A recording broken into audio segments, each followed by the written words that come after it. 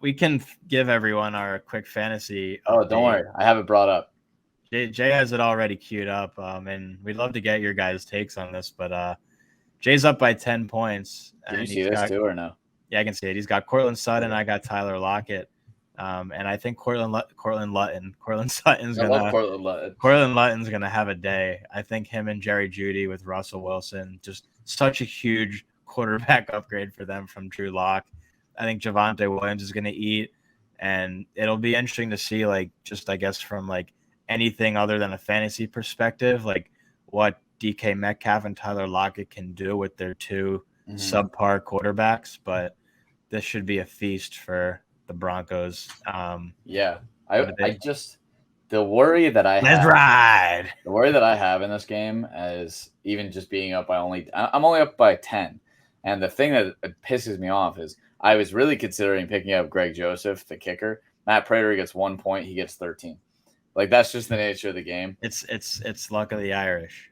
It is, but and that's like my Monday Night Miracle tonight. That could be it. Like, dude, Tyler Lockett gets 3 touchdown catches, and it could happen. Courtland Sutton tears his ACL again. Sorry, but it could happen. It most likely won't. But we got a long season ahead of us.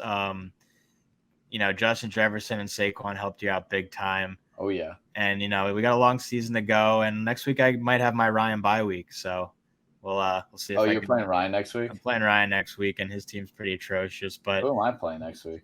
There's two things I really like that the fantasy app updated. One, when you look at your schedule, instead of having to go week by week, it shows you your full schedule for the week, for the season, which I like.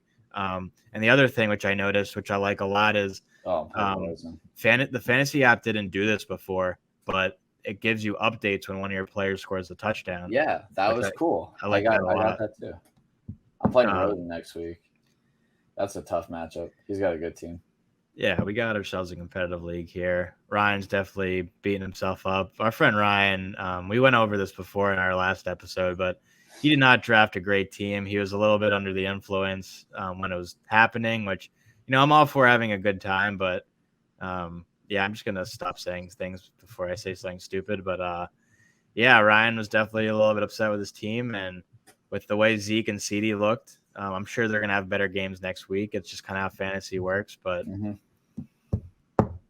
it's the thing about fantasy. It's really just luck. It's a game of runs. And I love having the runs.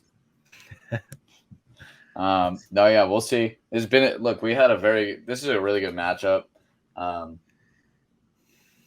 see you in the playoffs, as I said, when Clyde scored his second touchdown and Michael Thomas scored his second touchdown. See, that's the thing about fantasy, though, is like you have to in some ways rely on touchdowns, because if they don't get touchdowns, Michael Thomas goes from having a 22-point week to a 10-point week. Same thing with CEH. So it's just like, that's totally true. In some ways they didn't have good weeks, but scoring 2 touchdowns definitely helps. Travis Etienne dropped a touchdown. He got rocked on that one hit. He had this one player. He got absolutely rocked. Sent all the way back to Clemson. Oh, that's pretty far. So we'll have to see how that goes. But I think that's pretty much it for the NFL.